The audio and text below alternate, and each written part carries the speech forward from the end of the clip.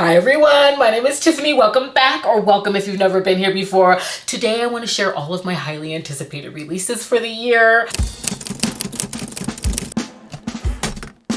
I'm very excited to get into this. I will be sure to provide timestamps below because you might be interested in, particular books.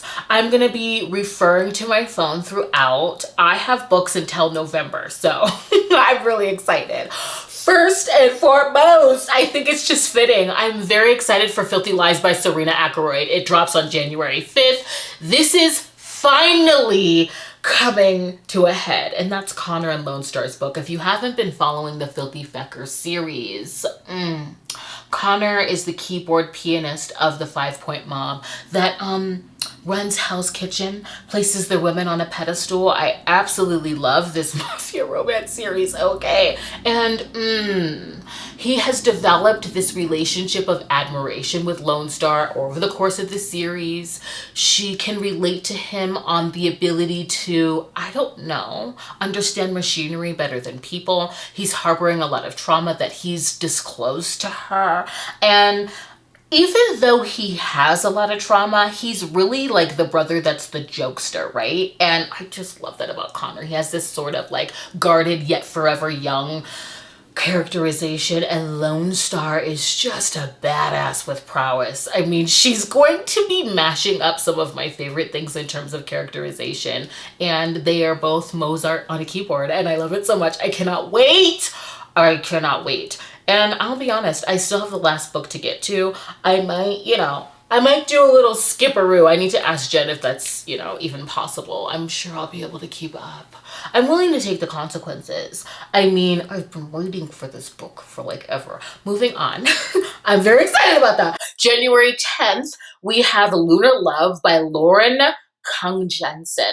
Thanks to Lisa from Remarkably Lisa, I have this on my radar. This is going to be a new to me author. It's going to be involving Chinese astrology and following a heroine that's taking up the mantle of her family's matchmaking business. And it's in competition with a new dating app, and it's run by a sort of, tech-savvy heartthrob who's come up with an algorithm that could put her family business out. And I think it's going to be a contentious, like, enemies to lovers type situation. It's their romance. I'm very excited about it.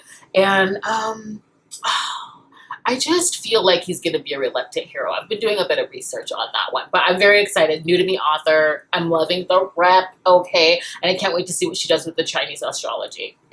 Next, on January 4th, The Duke Gets Even by Joanna Shupe. This is a very highly anticipated read for me. This is a 5-star prediction. Nellie is a character that I've absolutely loved within this series. She is a Spitfire. She's ahead of her time, and there's a lot of mystery centered around her past. Okay. And the Duke of Lockwood has been overlooked throughout this series because the heroines have had the luxury to marry for love. He, however, has not been as fortunate. In fact, to keep his fortune, he must marry. They have a very whimsical meet cute in the prologue that was revealed in the last book. It's giving mermaid vibes. It's giving like Mirage in the Sea vibes. And so I'm just really interested in seeing who hurt Nellie, okay? Who hurt her? Who is, or what is the event that's responsible for her being such a progressive, lust for life sort of character, but yet has closed herself off to love? And then also the synopsis talks about him having dark desires. So I'm very excited about it. I've already heard great things from my friends who have read the arc. So definitely getting into Miss Shupe. We're in February now. Okay, I know that on February 10th, Powerless by Elsie Silver comes out. This is going to be the third in her series. Heartless was a favorite of mine last year. I don't know, she just swooped in and gobsmacked me. In this one, we're getting a friends to lovers road trip situation, a hunky hockey heartthrob, and of course, secret pining. And I believe that She's been friend-zoned for so long that she did try to move on, but something happens on her wedding day. The hero rescues her, and I'm just hoping that they're forced into proximity on this road trip. I'm here for it. I'm actually here for anything Elsie Silver is going to do, because she really just shocked me in the best possible way last year. So I'm looking forward to this. Okay, next is February 16th. Finally, I hope we're locked in here. Okay, Maniac by Onley James comes out. It's gonna be the 7th. Okay, and the last book in her Necessary Evil series that I have completely devoured. And we're finally getting Aiden and Thomas Mulvaney's book. Now, their romance has been hinted at. I mean, in the beginning, heavily hinted at, and it's developed into this own side mystery, being that Thomas Mulvaney has adopted each and every single one of our heroes in the Mulvaney family, and they've been a part of his research as to if he can assuage their natural urges for the greater good. They are vigilante killers. And Aiden was the first son that he adopted, and apparently Aiden caught feelings and was rejected. I need to know what has been going on between them throughout this series and the background. It is time, okay? I'm ready. I'm also highly anticipating the prologue. In every single book, we've gotten the backstory of each son, and we've gotten some teasers on Thomas's backstory. So I'm just like not patiently awaiting. I'm here for it. I'm ready. It's finally time. It's locked in. I hope it doesn't move again. But honestly, whenever she feels like this book is done and it's ready, I'm here to read it. Okay, I have a special candle for this book. Like, it's time, people. I'm so excited for that book. Next, on February 23rd, we have How to Marry a Marble Marquess. This is going to be a historical monster romance. I love to see it. I'm hoping these monster mashup of genres continues this year. I need it to be a thing, because in this book, the heroine's season has been deemed a failure. She has no prospects, and she's also caring for an ailing grandmother, so she needs to get married. And she's sent to the monster ball. And so I'm suspecting that in this world, monsters are known of, but they haven't been fully integrated, you know, with humans. And so that makes sense as to why she doesn't understand the monstrous gentry and she needs instruction, which is where our gargoyle Marquez enters the chat. And this turns into a bit of an accidental teach me situation, which is just hitting all the big words. I'm so excited about it. I cannot wait for this book. Here for it. Next, we have we're teetering into March, which is my birthday month. There's a ton of books coming out in March. I'm very excited. Okay, so March 13th, we've got Mafia Target! Finally, and then Mafia, I'm here for it. The hero of this book is the son of Fausto from book 1.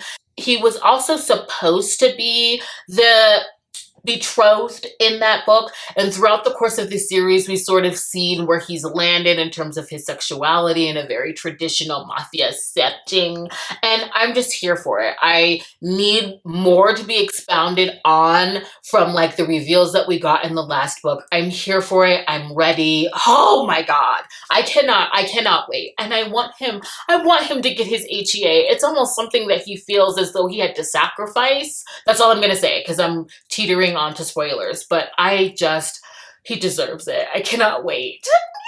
Next, we have on March 21st, Doves and Demons by Clio Evans. I'm very excited about this because it's going to be a steampunk historical monster romance. Also white shoes, and this woman loves a poly romance, so I'm hoping, okay, that this white shoes adds that added caveat of, you know, sword crossing and mutual devotion. That's just like what I prefer. And I love her Creature Cafe series, so I have to get this in. The heroine gets kidnapped by a gang of monsters who are hell-bent on revenge when it comes to the human world and what's been robbed from them. I cannot wait. The artwork on her Instagram looks absolutely stunning for this book. And it's going to be set in the 1920s. Here for it, here for it. And like I said, I'm here to support any author that's doing white shoes, but make it poly. Next, we have on the 24th of March, Highest Bidder by Sara, Cate. The Salacious Players Club took over my reading last year. I was up on every single new release. This is going to be no different. And I'm really curious because of events in the last book, the fact that this is going to open with an auction where this like free-spirited heroine gets sold to the highest bidder, who is our hero, age gap romance. I'm very curious as to where this auction is being placed, you know, since the Salacious Players Club has gone from an app to brick and mortar. We're opening up new locations, and an auction would be a great way to promote the opening of a new location. That's all I'm going to say. So I'm very excited to see it. I've been loving what she's done in this series so far, and of course, I'm going to get this one in as soon as it drops, probably at midnight. That's like, to me, when something releases, this is really going to be like the 23rd. Anyway, March 28th, A House with Good Bones by T. Kingfisher. New to me author last year, thanks to Riley Marie, and I want the eerie vibes. I love what T. Kingfisher can do in terms of characterization and ushering me into a world. So I'm here for this. This is going to follow a main character who is eager to go back home and spend time with her mother. Yet when she arrives, this house no longer has its cozy and eclectic vibe. Something has her mother paranoid, and the home is a little bit sinister and strange. It's just she's trying to ferret out what's happening. And so I like the idea of unity of space and time, and I'm very, very intrigued. I cannot wait to get into this one. And next, I am looking forward to, on March 30th, Fractured Souls by Neva Altaj. Another Mafia freaking romance series I'm obsessed with. Thanks to Avery and freaking Tori. I mean, she was taking beautiful pictures of books. I will say, if you are looking for another series in terms of Mafia, this is it. Broken Whispers, which is the second in the series, which I quite frankly, I'm just going to say, I think you can just skip to that.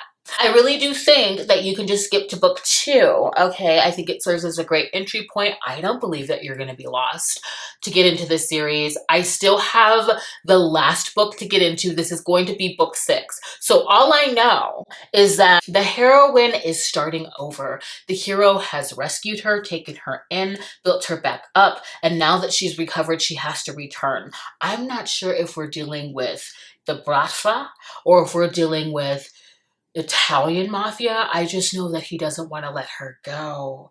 I know that this is age gap and it's forced proximity, and I'm here for everything that she's doing in this series. This is her debut series.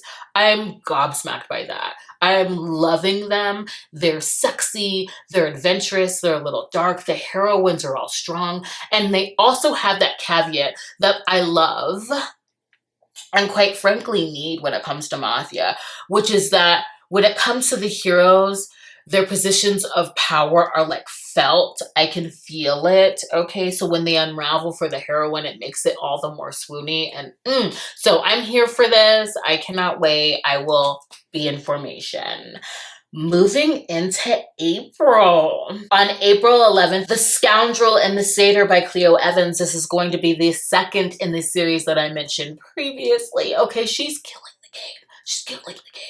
Anyway, this is going to be an MM romance where this hero too is banished to the monster ball for embarrassing his family name by being a rake and ruining wallflowers. His father actually kidnaps him and delivers him to the ball where he is forced to propose to the Satyr King, who needs to get married in order to save his people, keep his throne, and keep it out of the hands of his brother. I'm intrigued by all of the premises that I'm seeing, and I'm here for it. Like I said, this monster mashup of genres, I really hope it's a thing. I'm so excited about this series. And I like that we're getting like 2 within the series already. That's going to continue in this list of releases. Anyway, moving on. April 21st, Charming the Devil by Sarah Blue. I read Charming Your Dad, which follows a witch who was cheated on by a human. So in order to get back on him, she decides to seduce his father. And his father turns out to be a demon. Now, in this book, we are following Lucifer himself and Lilith in the underworld. And I absolutely loved how they appeared in the first book. In fact, that was a very hyped book that I believe delivered. So I'm completely signed on for the series. But we're introduced into their dynamic of dom and sub. Yet she has an aggressive sub style, Lilith, because she is a force to be reckoned with. She is his right hand, and I just am eager to see how they developed the sort of shorthand that we see in the last book. And it's sexy. This was sexy. But they also have this emotional connection that leapt off the page. So I need more. Like I said, I'm signed on for the series. I think it was a hype book that delivered. So I'm here for it. Next, I'm looking forward to, we're in the month of May. May 9th, Grim and Barrett by Juliette Cross comes out. I love the Stay a Spell series. And Clara is our bookish witchy heroine who has her own romance book club that I want to see more of. I have on good authority. I mean, Juliette keeps dropping little teasers. We're going to be getting those familial moments at the cauldron. We're going to be getting more book club scenes. So I'm so here for it. And Henry is a necromancer that's been introduced previously that has been pining for Clara. But he's skittish on pulling the trigger because he doesn't want to usher her into all that entails. But she's pretty forward and eager. I'm here for it. So she's definitely going to be driving the plot. I cannot wait for more. And I just love Juliette and what she's doing. She completely spoiled us last year. So I am so excited for this book. I can't.